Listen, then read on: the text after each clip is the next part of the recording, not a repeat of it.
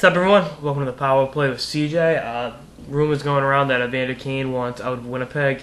Obviously, he's at the end of his 3-year entry-level contract and up for a new deal.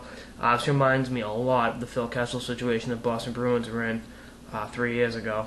When Kane was coming into the league, so kind of every 3 years, I guess, right? But, there's been some issues with Winnipeg.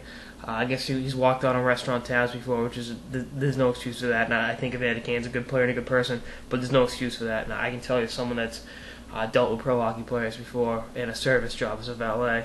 I'm just gonna go on a rant about that for a second.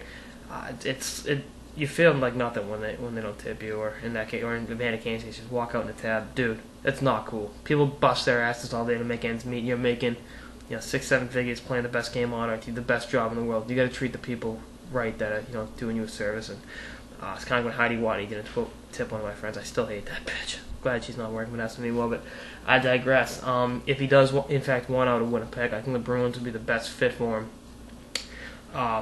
Brad Marchand in the first-round pick, absolutely. I love Marchand as a player, but I think that'd be what you'd have to give up, because he'd more or less take Marchand's spot on the line with Bergeron and Sagan, and give you a little more sandpaper in the first-round pick. If you can acquire a player like Evander Kane, you got to give that up.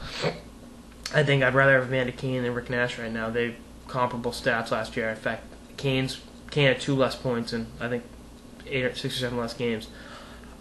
So you go off that, they both had 30 goals. Kane's 7 years younger than Nash, so he's just coming into his own. And he's really got a power forward game mentality. And I actually did a little diagram for the X and Y axis. Compare him and Milan Lucic. Offensive abilities and physical play. This is just how great the power play is. We use graphs. Evander Kane's here, not as much physical play, but higher offensive abilities. And Lucic is here, more physicality, but not enough offensive abilities. Now, before you say, well, CJ, Lucic scored 30 goals last year. 5 of them were empty netters. And in fairness to Lucic, he relies on a lot of his, to come off the great feeds and, tip-ins, tap-ins, rebounds, deflections. Kane can create his own shot. He can be a featured player on a line.